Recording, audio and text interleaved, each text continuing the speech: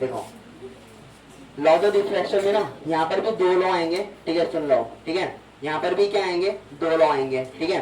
कौन कौन से दो लॉ होंगे देखो, पहले समझो मेरी बात, ठीक है। रिफ्रैक्शन में क्या होता था, हम पहले इसका रेड डायग्राम बनाते हैं फिर लॉ को समझते हैं, ठीक है। कुछ ऐसे होता था कि ये तुम्हारी क्या है, ग्लास स्लैब है, यहाँ पर हम ग्लास स्लैब का एग्जांपल ले लेते हैं। ये हमारी क्या होगी, कोई ग्लास हो गया, ठीक है। ये वाला क्या हो गया, नॉर्मल हो गया, है ना, और बाहर पे क्या होती है, एयर। कोई भी लाइट रेस अगर आएगा यहाँ से, ठीक है, ये वाला क्या होता है, एंगल आई हो जाएगा, है ना। जो लाइट रेस आती है इसको हम क्या बोलते हैं, इंसिडेंट रे, ये मैंने बताया था, ठीक है। ये होती है तुम्हारी इंसिडेंट रे। ये जो डॉटेड लाइन है ये क्या होती है, इसको बोलते हैं नॉर्मल, ठीक है, नॉर्मल रे, ठीक है। अब लाइट रेस ना, मुझे ये बताओ कि इसके टुवर्ड्स जाएगी या दूर जाएगी, नितिन बताएगा। जो लाइट रेज है ना, रिफ्लेक्ट होकर जो लाइट रेज आएगी वो इसके पास आएगी, इससे दूर जाएगी, नॉर्मल के पास आएगी, नॉर्मल से दूर जाएगी, दूर जाएगी। सवाल तू भी दूर चल रहा है यहाँ से, शिवम बताएगा फिर, क्या बताएगा, मुझसे बेचारा रिफ्लेक्ट होकर कहाँ चल जाएगी, ऐसे वापिस, हाँ, मतलब इसके अंदर जाएगी लाइट रेज, इस साइड, पक्का इस साइड जाएगी, है नहीं। हाँ भाई, तो ये नहीं पता चल रहा था तुम आगे के चैप्टर कैसे पढ़ोगे, अभी तो लाइन से स्टार्ट ही नहीं करा, अभी तो हम सिर्फ इसमें चल रहे हैं। कहाँ जाएगी लाइट रेस, ऐसे, ऐसे, वो पीछे वाला ऐसे बोल रहा है, ऐसे कैसे बोलना चाह रहा है, इधर की साइड। हमें ये तो पूछ रहा कि इससे दूर जाएगी इससे पास जाएगी, जाएगी तो इधर की साइड ही, इससे दूर जाएगी इससे पास जाएगी, दूर। कौन बताएगा, विक्की को तो बताएंगे, वहां पता है पास आएगी, क्यों आएगी पास, रिफ्लेक्ट कर देगा पास आएगी, अच्छा है। अबे यार मुझे ना कभी ऐसा लगता है कि मैं गधों को पढ़ा रहा। मैंने बताया तो था कुछ, इस वाले को क्या बोलते हैं, रेयर मीडियम, और इसको क्या बोलते हैं, डेंसर मीडियम, ठीक है। देखो, और मैं एक चीज समझा था कि जब रेयर से डेंसर में लाइट ट्रेवल करती है तो वो क्या होती है, टुवर्ड्स द नॉर्मल, ठीक है। ये मैंने लिखा है नहीं था कि टुवर्ड्स द नॉर्मल, उसकी मर्जी थोड़ी है कि रिफ्लेक्ट हो कहीं भाग जाएगी वो, ठीक है। टुवर्ड्स द नॉर्मल का मतलब क्या होगा कि नॉर्मल के अंदर की तरफ जाएगी, ऐसे होगा ना। ये जो लाइट रेस अंदर की तरफ आती है इस लाइट रेस को हम क्या बोलते हैं, रिफ्रैक्टेड रे, ये बताया था ना ये हमने, ठीक है। और बाहर की तरफ जाती, दूर जाती, तो दूर जाने का रीजन क्या था, अगर वो डेंसर से कहाँ जाती, रेयर में जाती, ठीक है। तो पहला लॉ ये होता है, देखो फर्स्ट लॉ और रिफ्लेक्शन का, रिफ्रैक्शन का दोनों का एक जैसा ही है, ठीक है। क्या लॉ है, देखो इंसिडेंट रे होगी हमारे पास, ठीक है। दूसरी कौन सी रे है, रिफ्रैक्टेड रे है, ठीक है, ध्यान से देखते रहना, ठीक है। और तीसरी रे कौन सी है, नॉर्मल रे, ठीक है। Are all lies on the same point, ठीक है। ये सबके सब क्या होते हैं, एक ही पॉइंट पे आके मिलते हैं ऑन, कौन से वाले पॉइंट का नाम क्या होता है इस वाले का, पॉइंट ऑफ इंसिडेंस, ठीक है। जो तुम्हारा लॉ होता है ना रिफ्लेक्शन का, वो तो सेम यही होता है, पहला लॉ, ठीक है। पहला लॉ वहां पर क्या होता है, इंसिडेंट है, रिफ्लेक्टेड है, बस रिफ्लेक्टेड यहाँ पर रिफ्लेक्टेड आता है वहां पर, ठीक है। Normal ray are all lies on the same point on point of incidence, यानी पॉइंट ऑफ इंसिडेंस पे क्या होती है, ये तीनों की दोनों लाइन आके मिलती है, ठीक है। होता कौन सा पॉइंट ऑफ इंसिडेंस, ये जो पॉइंट है ना, ये वाला पॉइंट, इसको बोल देते हैं पी पॉइंट। तो ये वाला है point of incidence. Point of incidence का मतलब ये होता है कि जहां पर तीनों लाइन आपस में मीट कर रही, तो दिखना है तुम्हें तीनों लाइन मीट कर रही है, यहाँ पर एक लाइन यहाँ से आया, एक लाइन यहाँ से आया, एक लाइन ये वाला लाइन है यहाँ चल गया, तो इसका मतलब यार एक पॉइंट ऐसा पॉइंट रहा होगा जहाँ पर तीनों पॉइंट मिल रहे होंगे, तीनों लाइन मिल रही होंगी, ठीक है। तो पहला लॉ हमारा बहुत ज्यादा इजी है, क्या है, इंसिडेंट है, रिफ्रैक्टेड है, नॉर्मल है, are all lies on the same point, यानी एक ही पॉइंट पे लाइज करती है, पॉइंट का नाम क्या होता है, पॉइंट ऑफ इंसिडेंस होता है, ठीक है। कभी कभार एमसीक्यू में आता भी है ये, और ऐसा रीजन में भी आता है।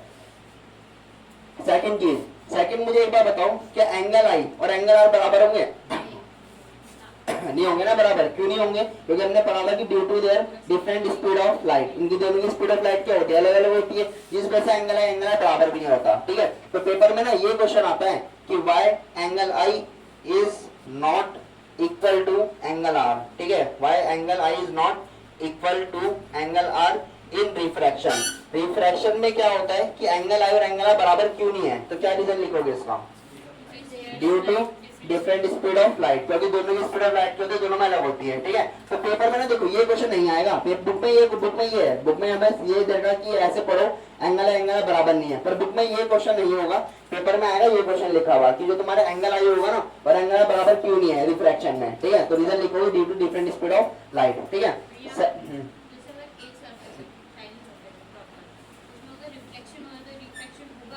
हाँ, एक ही समय में रिफ्लेक्शन रिफ्लेक्शन दोनों हो सकता है।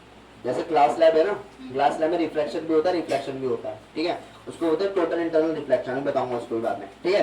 देखो यहाँ पर ये दोनों बराबर तो है नहीं, ठीक है, तो सेकंड लॉ में क्या बोलता है सुन लो, अगर मैं साइन आई निकालता हूँ और साइन आर, ठीक है, अभी साइन आई साइन आर क्या है, अच्छा ट्रिग्नोमेट्री पढ़ ली सबने, तुमने पढ़ ली जो बाकी जो दूसरे ट्यूशन में मैथ्स के पढ़ ली ट्रिग्नोमेट्री नहीं, अभी कोई एक तो ये नहीं है इसको, अबे तू क्यों मना कर रहा, 9th में पढ़ ली थी तुमने तो, बोलो नहीं, मैं नहीं पढ़ी थी, नहीं पढ़ी थी, पढ़ तो नहीं थी 9th में, अरे ये तो पता ही होगा ना साइन क्या है, ये इतना तो पता है ना कि मैथ्स में ओ आई नहीं होते हैं, ये तो बताया ना, बस वही सीन है इसका कि ट्रिग्नोमेट्री में साइन और साइन आर होते हैं बस, ठीक है, ये पता होना चाहिए, मतलब कोई ऐसा तो नहीं है ना तुम में से कि कभी नहीं सुना होगा साइन में, ऐसे उसमें साइन और ये आप तो सुने होंगे ना, साइन थीटा कॉस थीटा सुना ही होगा, ठीक है, तो बस ये साइन और ट्रिग्नोमेट्री वाला साइन आ गया यहाँ पर, ठीक है। तो सेकंड लॉ ये बोलता है कि अगर मैं साइन आई और साइन आर का रेशियो निकालूंगा ना, वो क्या आता है हमेशा कांस्टेंट, मतलब सेकंड लॉ में ऐसे लिखते हैं the ratio of sign of angle of incidence, यानी कि जो तुम्हारा इंसिडेंस वाला होगा, ठीक है, टू दी रेशियो, या तो टू दी लिख देते हैं direct, to the sine of angle of कौन सा वाला, रिफ्रैक्शन वाला, ठीक है। अगर मैं इन दोनों का क्या निकालता हूँ, रेशियो निकालूंगा साइन का एंगल लेके, तो ये दोनों के दोनों क्या आते हैं, कांस्टेंट आएंगे, समझ में आ गया ना, कांस्टेंट, ठीक है, बोल ठीक है। अगर मैं साइन है और साइन का रेशियो निकालूंगा तो क्या आएगा, कांस्टेंट आएगा, ठीक है। ये बहुत इंपॉर्टेंट है और पेपर में ना 100% आएगा ही आएगा, क्यों आएगा, इसके पीछे ऐसा क्यों, इसको उसके ऊपर न्यूमेरिकल्स भी आएंगे अभी, ठीक है, और इसी का नाम हाँ, कांस्टेंट का मतलब ये हुआ एक फिक्स वैल्यू आएगी, 2 3 4 5 ऐसे होगी, मतलब कांस्टेंट वेरिएबल और मैथ्स वाले सिंपल नंबर, ठीक है, कांस्टेंट यानी कि 2 आ सकता है, 2x नहीं आएगा आंसर, ये उसका मतलब, ठीक है, फ्रैक्शन में हो किसी में पॉइंट में फर्क नहीं पड़ता, तो ये इसके ऊपर ना न्यूमेरिकल्स भी आएंगे, अभी कैसे न्यूमेरिकल समझेंगे, तो पहले वहां तक छोड़ दो, बस पहले लॉ समझो, 2 लॉ तुम्हारे पास कौन कौन से हैं, पहला वाला लॉ तो वही है सेम वाला कि पॉइंट ऑफ इंसिडेंस में मिलेंगे तीनों लाइन, दूसरा ये होगा कि अगर मैं साइन है साइन आर का रेशियो करता हूँ किसके बराबर आएगा, कांस्टेंट के बराबर, ठीक है, ये डेफिनेशन लिख दिया। आगे ना एक नाम और भी होता है कि this law is known as, ठीक है, जो ये सेकंड लॉ था ना, इसको ना एक साइंटिस्ट ने दिया था, उसका नाम था स्नेल, तो उसका नाम क्या रखा है लॉ का, स्नेल्स लॉ, ठीक है, तो पेपर में ना क्या हुआ, इतना गंदा सा मुझे बना दिया, ठीक है, ये स्नेल और जानवर वाला स्नेल ये इंसान का नाम था, ठीक है, उसने क्या करा कि अपने नाम के ऊपर ही ना एक लॉ बना दिया था, ये वाला साइन अपॉन साइन आर, जिसका नाम क्या रखा है, स्नेल्स लॉ रख दिया, ठीक है। तो कोई पूछे पेपर में ना, देखो 2 तरीके से क्वेश्चन आता है, या तो पूछेगा स्नेल्स लॉ क्या है, तब भी तुम्हें ये लिखना पड़ेगा साइन अपॉन साइन आर, या तो तुमसे पूछेगा सेकंड लॉ रिफ्लेक्शन क्या है, तब भी आंसर ये होगा, समझ में आ गया ना ये, ठीक है, बताओ पहले तरह से देखो, हमें ऐसे बोल रखा है light passes from air to water if angle I equal to A, ठीक है, देखो एंगल आई और एंगल आर सेम डायग्राम मैंने यहाँ पे बना रखा सामने तुम्हारे, एयर से वाटर में तो जा रहा है, सॉरी एयर से किस में जा रहा है, वाटर है ना, तो वाटर बना देते हैं यहाँ पर, ये वाटर है पूरा, ठीक है।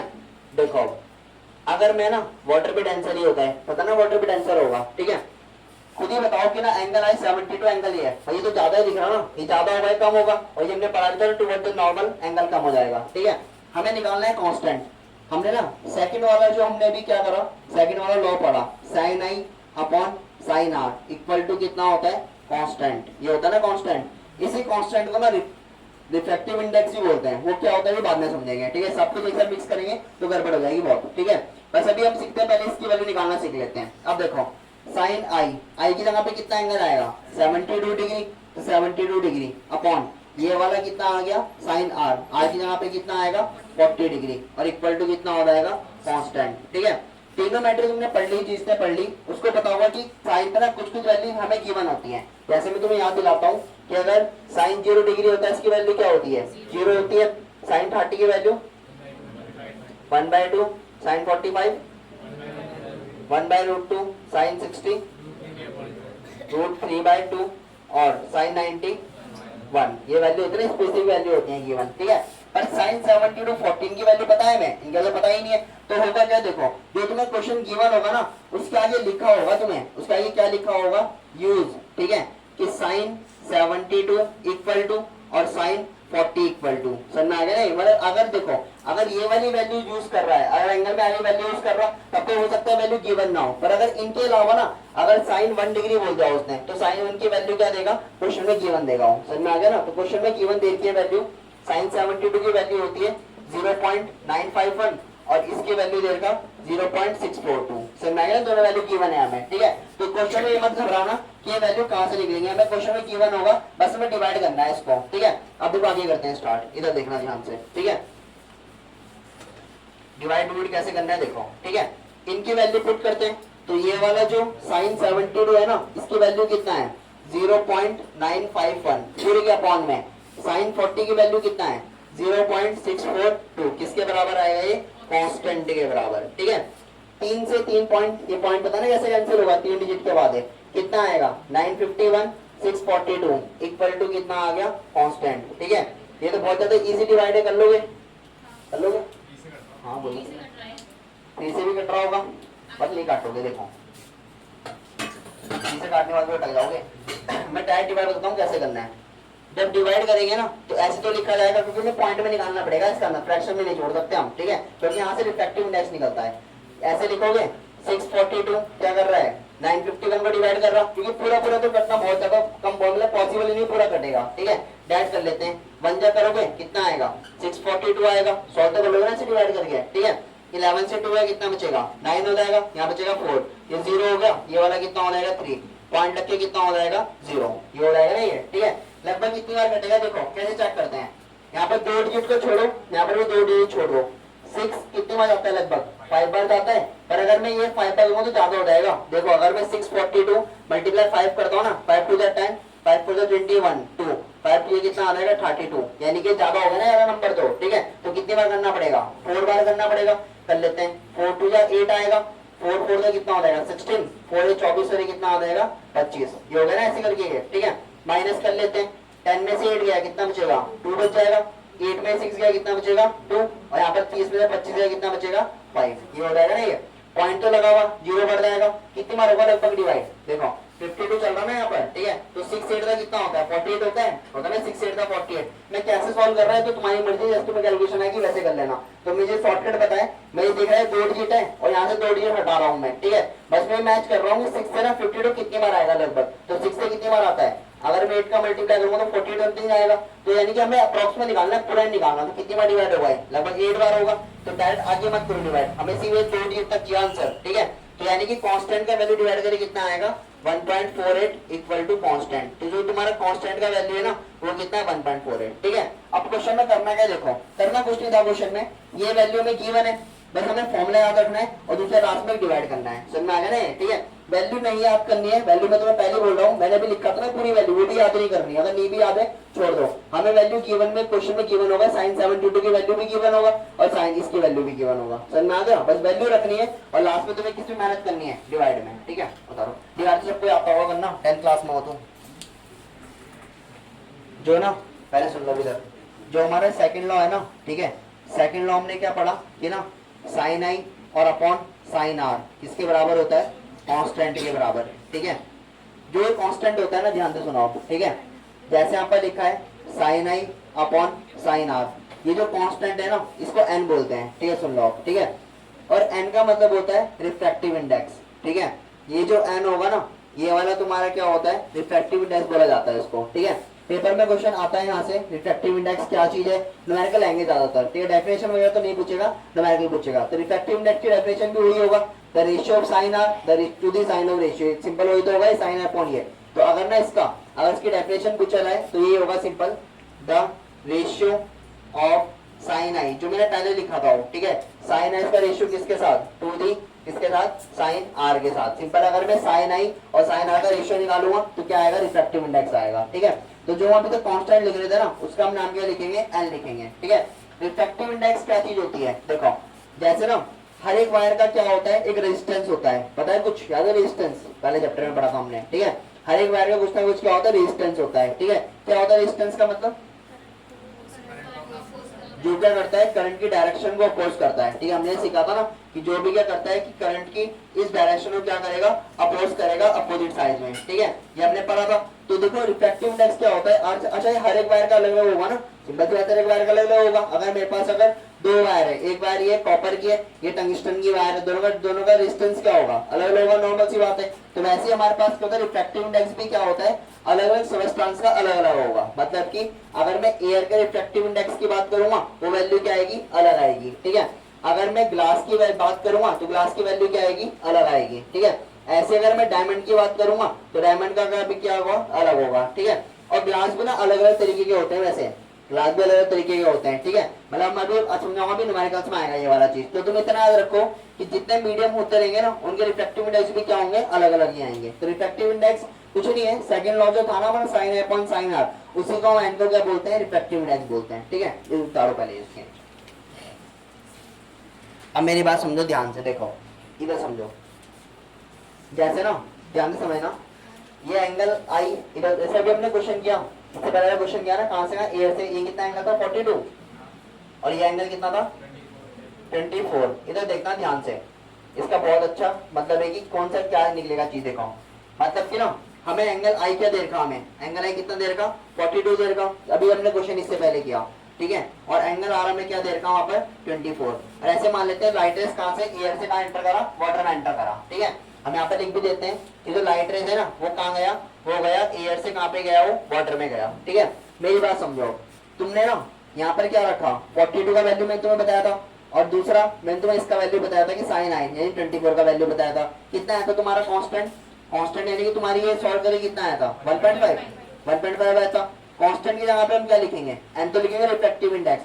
तो ये जो एन आया ना, जैसे हमारा अभी जो आंसर आया था, अभी हम कांस्टेंट लिख रहे थे, उसकी जगह पे एन कितना लिखेंगे 1.5, ये हो जाएगा ना 1.5। और एन का मतलब क्या होता है, इस एन का मतलब होगा रिफ्रैक्टिव इंडेक्स, ठीक है। तो मुझे ये बात बताओ, ये रिफ्रैक्टिव इंडेक्स जो आया ना आंसर 1.5 आया, ये किसका है, ये वाटर का है एयर का है, दोनों का, किसका होगा, वाटर का। क्यों, पानी में फ्लैक्शन हो रहा दिख रहा है चाका, उन सबको पता है पानी में फ्लैक्शन हो, नहीं चीज बता कुछ।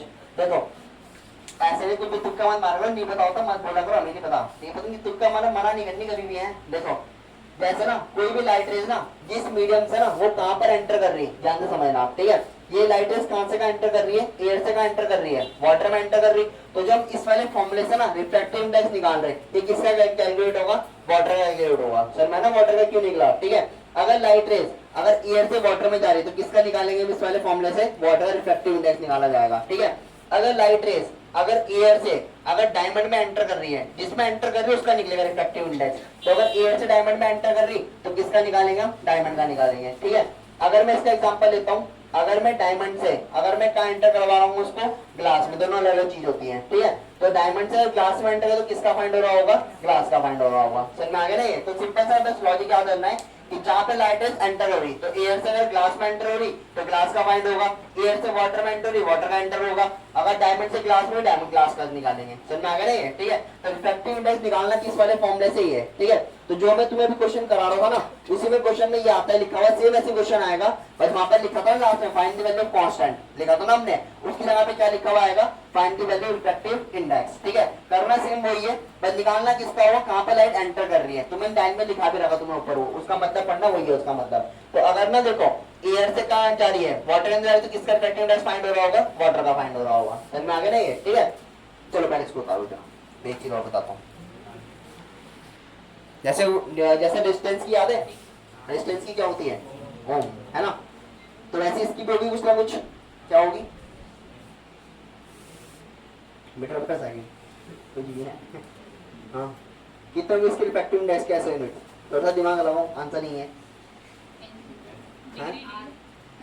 आठ आठ क्या बोला इसमें, डिग्री क्या होगी, रिफ्रैक्टिव इंडेक्स की कोई डिग्री, कुछ एंगल होगा, यूनिट होगी यहाँ पर, होगी क्या होगी बताओ, फिर होगी तो, अगर होगी तो तुम्हें पता होगा।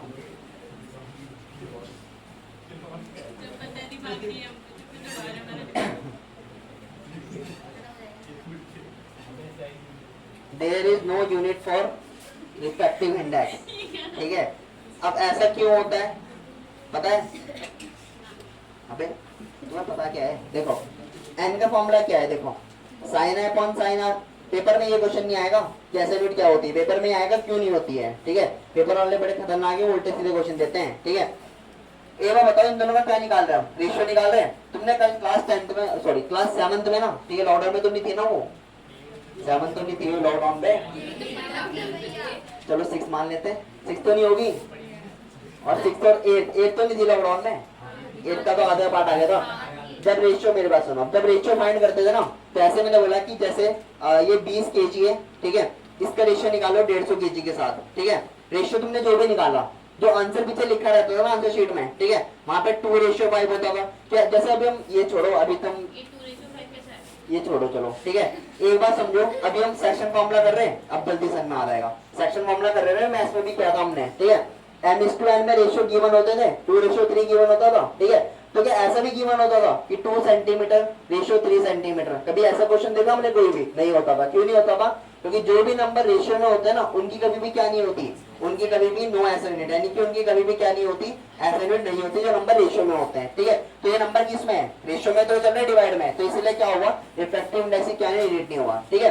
पेपर में क्वेश्चन आएगा क्यों नहीं होती, तो क्या रीजन लिखोगे, because n equal to sine upon sine r, और ये दोनों रेशियो में, तो इसलिए क्या नहीं होता, इसका यूनिट नहीं होता, ठीक है। उतारो इसको, refractive index and speed of light.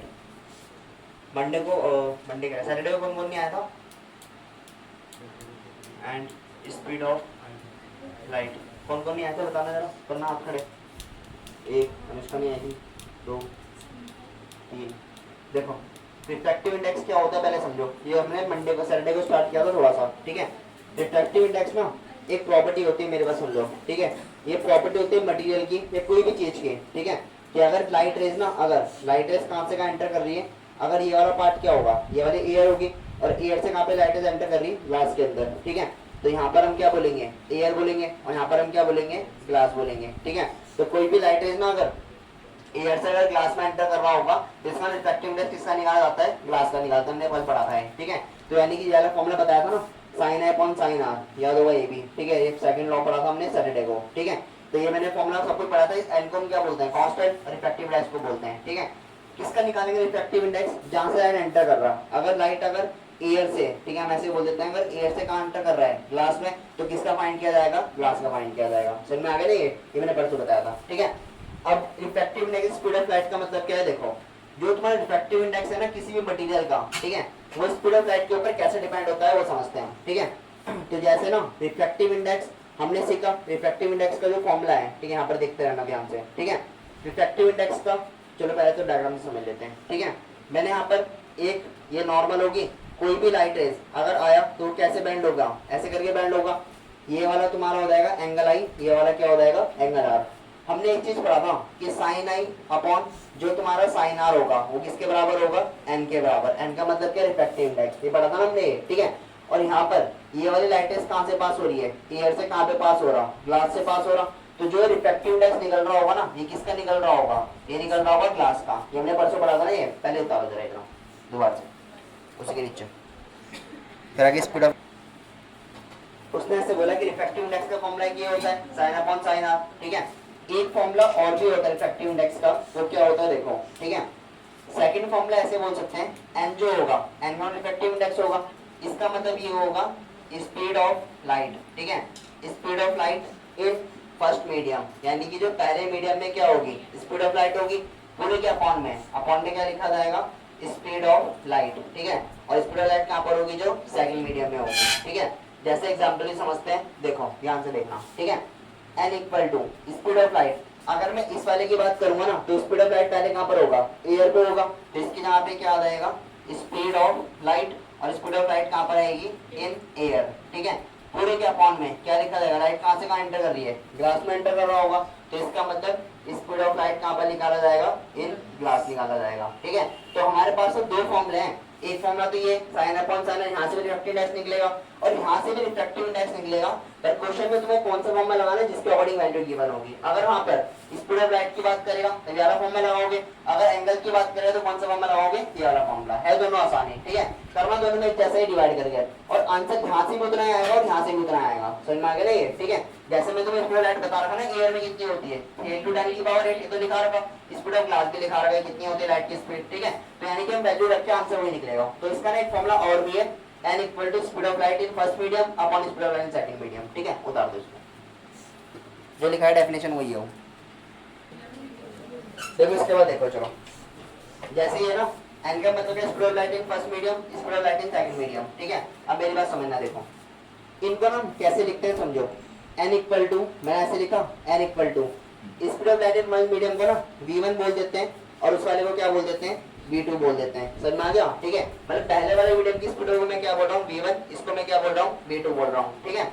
इस वाले n को ना कुछ ऐसे लिखा जाता है 1 and 2, ठीक है, 1 and 2, ठीक है। अब ये 1 and 2 का मतलब क्या हुआ, देखो इसको ऐसे लिखेंगे 1 and 2 equal to v1 upon v2।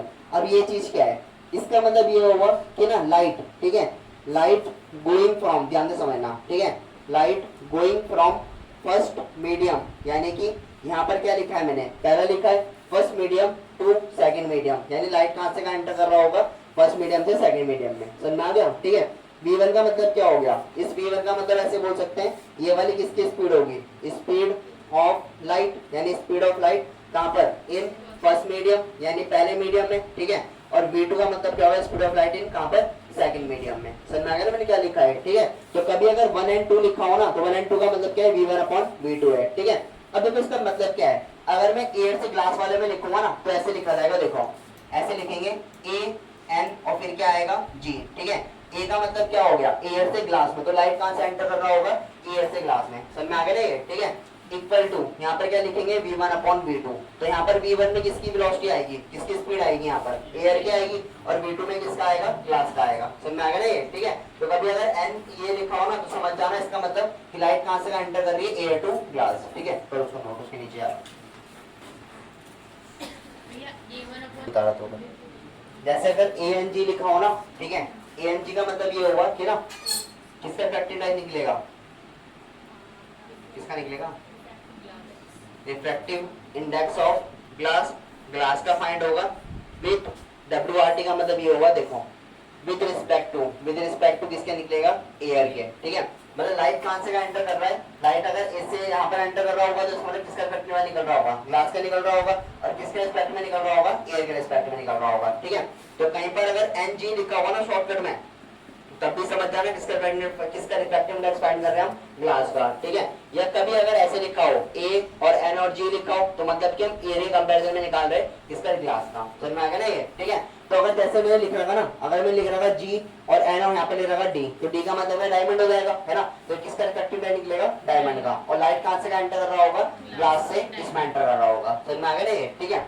उतार दो इसको भी इसके नीचे, यहीं पर एरो बना के लिख देना है, लिखा refractive index of glass with WRT का मतलब विद रिस्पेक्ट टू, शॉर्टकट में लिखना है WRT लिखना है, तुम्हारी मर्जी है। एक होता है और एक एब्सोल्यूट होता है, पहले समझो, ठीक है। एक हमारे पास होगा जो मैंने तुम्हें दिखाया अभी, रिलेटिव रिफ्रैक्टिव इंडेक्स, ध्यान से देखते हैं ना, ठीक है। और एक ना सेकंड वाला होता है एब्सोल्यूट, ठीक है। ये वाला होगा एब्सोल्यूट रिफ्रैक्टिव इंडेक्स। दोनों में ना छोटा सा फर्क है, बस क्या छोटा सा फर्क है देखो, ठीक है। इसमें क्या होगा, दो मीडियम 1 से, ठीक है, लाइट कहाँ से ऐसे बोल देते हैं कि light going from medium first to second, ठीक है, light going from medium first to second, ठीक है। लाइट है कहाँ से कहाँ एंटर कर रही है, फर्स्ट से सेकंड में, ठीक है।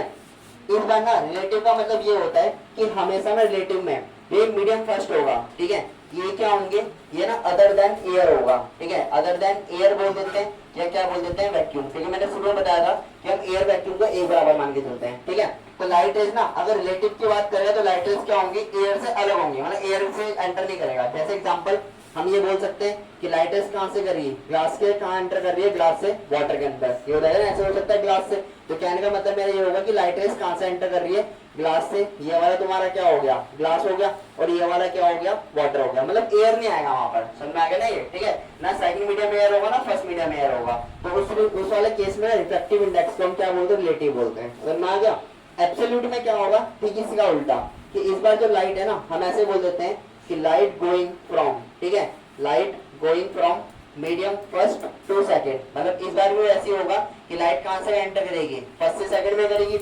इस बार फिक्स है, जो मीडियम फर्स्ट है ना वो या तो तुम्हारा क्या होगा, एयर होगा, और या तो वो क्या होगा, वैक्यूम होगा। समझ में आ गया ना, अगर वो फिक्स है पहले से, ठीक है, जैसे मैंने ये बोला कि यहाँ पर एक ग्लास हो गया और बाहर पे क्या एयर है, तो लाइट कहां से एंटर कर रहा है, एयर से एंटर कर रहा होगा ग्लास के अंदर। तो इससे सिंपल सी बात है, ये वाला तुम्हारा क्या हो गया, एयर हो गया, और ये वाला तुम्हारा क्या हो गया, ग्लास हो गया। तो रिलेटिव का मतलब ये होगा कि मीडियम फर्स्ट होगा अदर देन एयर वैक्यूम होगा, ठीक है। एमसीक्यू में या कहीं ऐसे एक लाइन में आ भी सकते हैं, या तो केस स्टडी में कहीं ना कहीं पे, तो एमसीक्यू में आ सकते हैं, ठीक है। एब्सोल्यूट में बस इतना सा फर्क होगा कि मीडियम फर्स्ट क्या होगा, एयर से वैक्यूम होगा। समझ में आ गया ना ये, ठीक है। सेकंड मीडियम कुछ भी हो फर्क नहीं पड़ता, बस यहाँ पर क्या होना चाहिए, एक मीडियम क्या होना चाहिए, एयर होना चाहिए। समझ में आ गया ना, दोनों में छोटा सा फर्क है, ज्यादा कोई बड़ा नहीं है, ठीक है। बता दो डेफिनेशन, दोनों की डेफिनेशन लिख दो, खुद से बना के होगा, ठीक है। करना क्या है हमें ना, इससे बोला कि light enter through air to glass, ठीक है। जो तुम्हारा लाइट है ना ये कहां से एंटर कर रहा है, एयर से ग्लास। अच्छा कौन सा रिलेटिव होगा, रिफ्लेक्टिव या एब्सोल्यूट होगा, एब्सोल्यूट बताया था मैं, एब्सोल्यूट भी बताया था मैंने कि वहां पर फर्स्ट मीडियम क्या होगा, एयर होगा। लाइट एंटर कर रही है, रिफ्लेक्टिव इंडेक्स ये, ठीक है।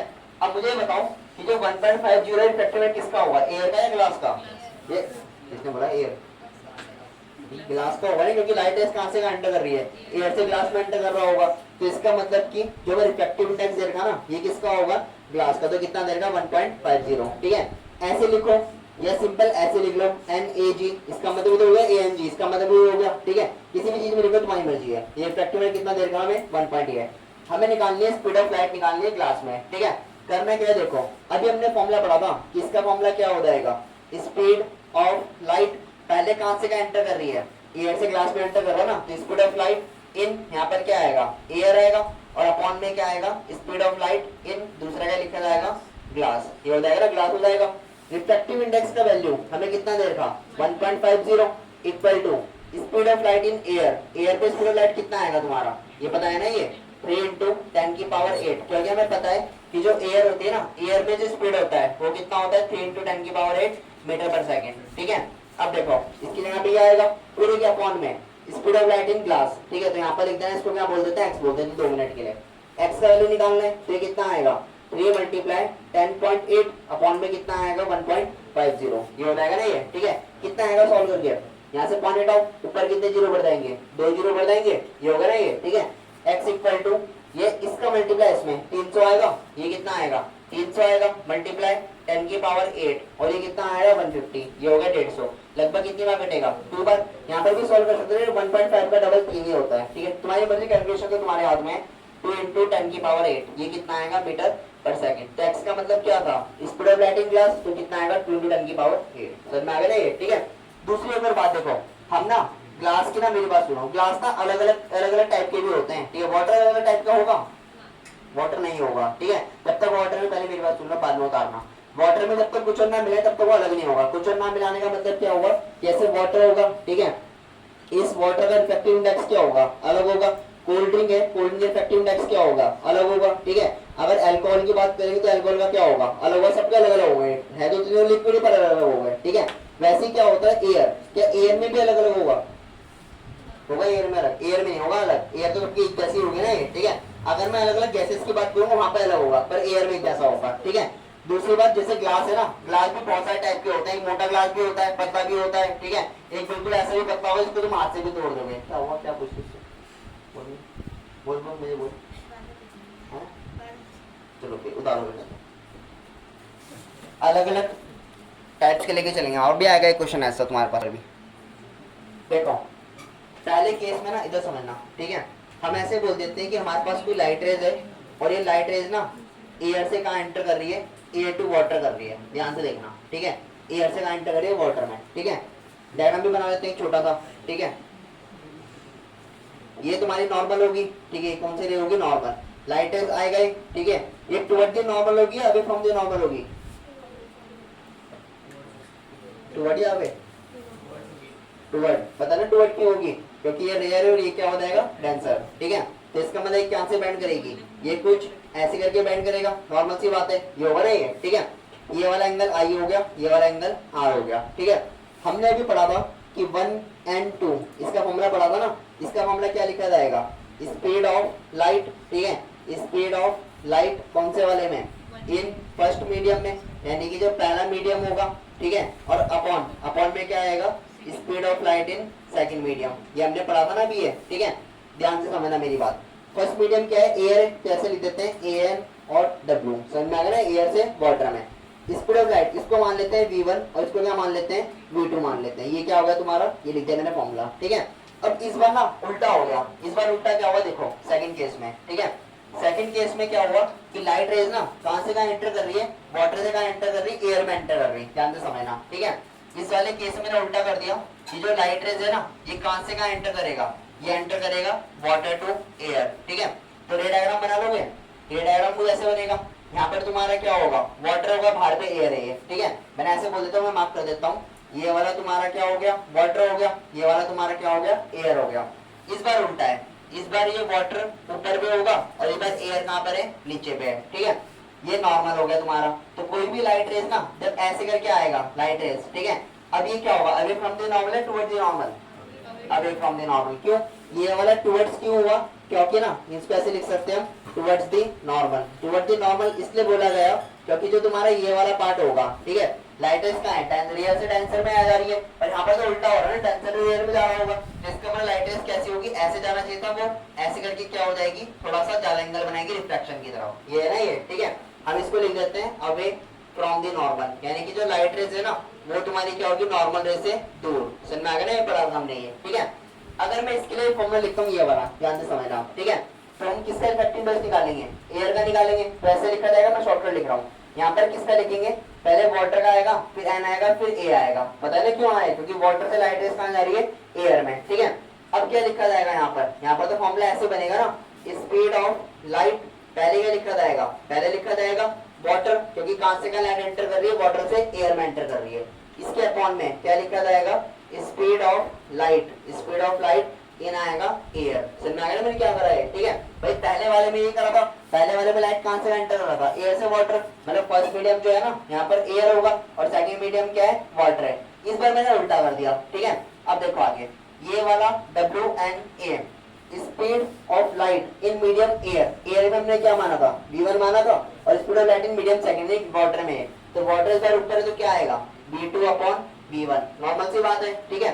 ये वाला वाटर एंड एयर, अगर मैं ना देखो, अगर मैं इधर रेसिप्रोकल कर देता हूँ, मतलब मैं रेसिप्रोकल क्यों कर रहा हूँ, मैं ना इन दोनों में रिलेशन निकाल रहा हूँ, जो मैं तुम्हें लाइन अभी लिखा है ना उसका प्रूव कर रहे हैं अभी।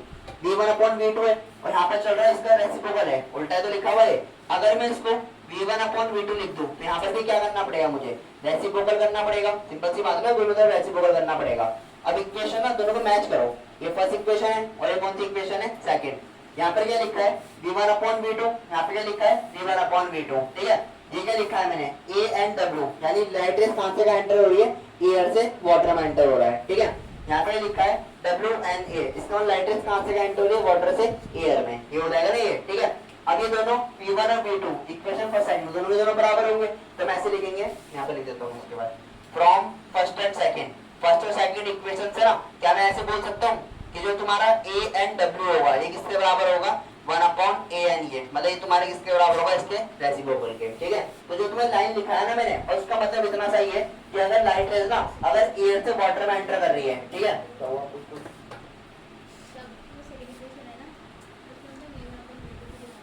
v1 अपॉन v2 क्यों लिखा है इसको, वो हम क्या कर रहे हैं कि ना इन दोनों को एक जैसा बना रहे हैं। यहाँ पर v1 अपॉन v2 है ना, ये v1 अपॉन v2 चल रहा, तो मैं इसको भी सेम ऐसे बनाना चाह रहा हूँ, ठीक है। पर अगर देखा जाए तो उल्टे हैं ये रेसिप्रोकल, यहाँ पे v1 अपॉन v2 है, यहाँ पे चल रहा है v2 अपॉन v1 चल रहा, ठीक है। तो मैंने यहाँ पर ना इसका रेसिप्रोकल कर दिया, ठीक है। रेसिप्रोकल करने से क्या होगा कि ये वाली वैल्यू क्या हो जाएगी, v1 अपॉन v2 क्या होगी, left side right side same होगी, तो लेफ्ट भी बराबर हो जाएगा, ठीक है। हमें बस ये याद रखना है, क्योंकि देखो जैसे ना वो याद है रेजिस्टेंस में हम पैरेलल और सीरीज कॉम्बिनेशन में रेजिस्टेंस निकालते थे, ठीक है। तो सीरीज का फॉर्मूला क्या होता था, R equal to R1 plus R2 plus R3, ठीक है। आगे भी चलता रहता था, हमने प्रूफ भी तो क्या था इसका कैसे बनता है, ये अगर याद होगा तो, ठीक है। तो वैसे ना इस वाले का प्रूफ हमने ये करा, हम उसके डायरेक्ट कंडीशन को याद रखेंगे, ठीक है। तो अगर कोई लाइट रेज ना देखो इससे क्या होगा, इससे किसका इफेक्टिव टाइम निकलेगा, एयर का या वाटर का, वाटर का, और यहाँ से किसका निकलेगा, एयर का। अगर तुम्हें वाटर का बताया तो एयर का निकाल दो, यहाँ से निकल जाएगा ना, इसका रेसिप्रोकल कर दिया। अगर तुम्हें वाटर का बताया तो यहाँ पे वैल्यू रखो, एयर का निकल जाएगा। मतलब इसको ना मैं इस फॉर्मूले में भी लिख सकता हूँ, इसी वाली चीज को मैं ऐसे भी लिख सकता हूँ एन डब्ल्यू इक्वल टू 1 अपॉन यहाँ पर क्या आएगा एन ए। इसका मतलब लाइट रेस कहां से एंटर कर रहा होगा, वाटर से एयर में, तो ऐसे निकाल सकते हैं। सर में आ गया ना ये, ठीक है। तो एक चीज याद रखना कि दोनों का रेसिप्रोकल होता है। कोई भी रिफ्रैक्टिव इंडेक्स में अगर लाइट रेस क्या होगी, उन्हीं 2 मीडियम में जा रही, ठीक है। ऐसा मत कर देना यहाँ पर तुमने एयर वाटर लिया, उसमें तुमने ग्लास और वाटर लिया, तब गड़बड़ हो जाएगा, ठीक है। मीडियम क्या होना चाहिए, दूसरे के रेसिप्रोकल होने चाहिए, ठीक है। बताओ।